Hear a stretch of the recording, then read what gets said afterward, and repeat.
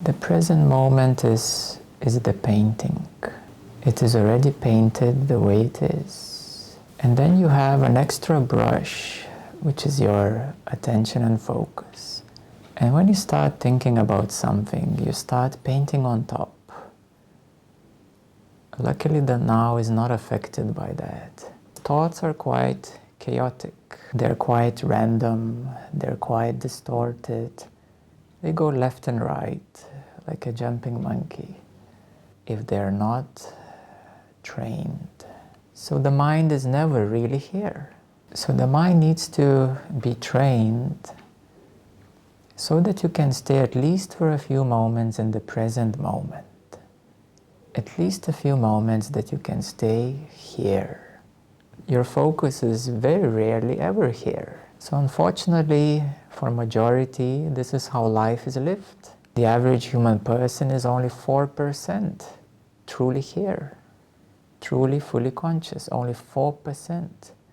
So 96%, it means that it's never really real, never really here. Once the mind becomes more trained to be here, it starts to discover what it has been missing all the time.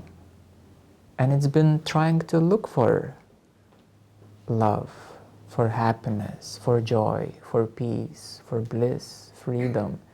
The mind has been trying to look for it. But where? In the mind. It's not there. Love, joy, happiness, bliss is not in the mind. But the mind is looking in the mind. Where can I find it? Well, not in the mind, not there. So joy, happiness, bliss, freedom can only be found here. When the mind is trained, when the mind is brought to the present moment, what is called stillness. But the stillness is not a pause. A pause is just the entrance. That stillness is the entrance.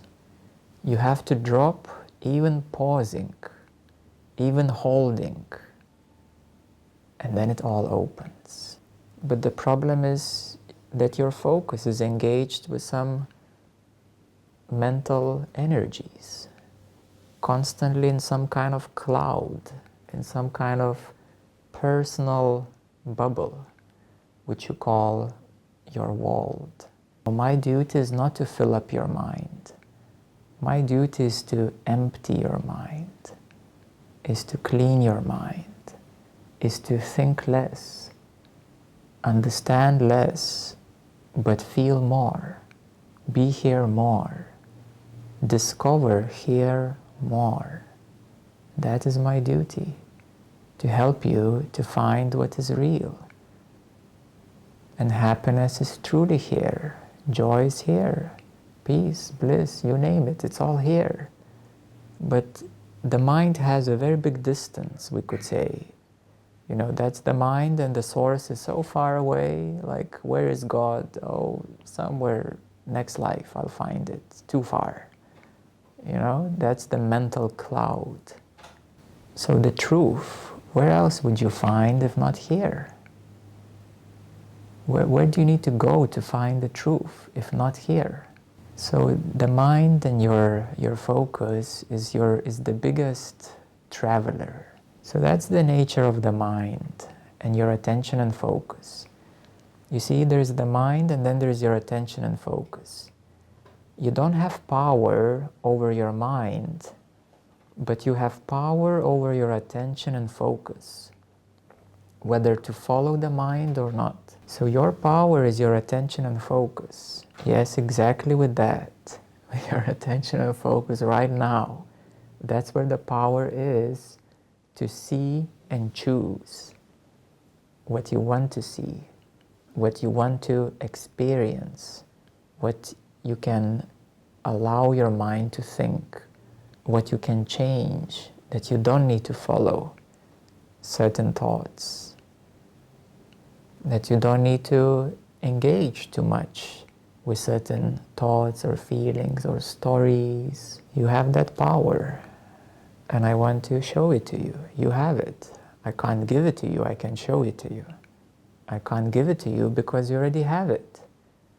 But I can show it to you how to use it. So you hold the power, and I can show you that you do have this power. Your attention and focus is the very first step to utilize your power. So you will find that you can start changing some things on what you focus on. Whether to follow, not to follow, what's popping in your mind. Oh, look at this, your mind says. Oh, I forgot that, your mind says. Oh, I should do something, your mind says. Oh, there's a problem, your mind says. You have the power to engage or not engage, to follow or not to follow.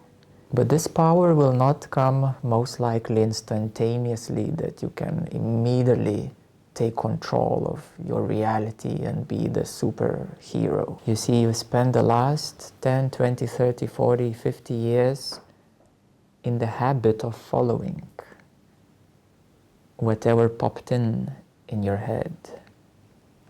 So this habit is addiction.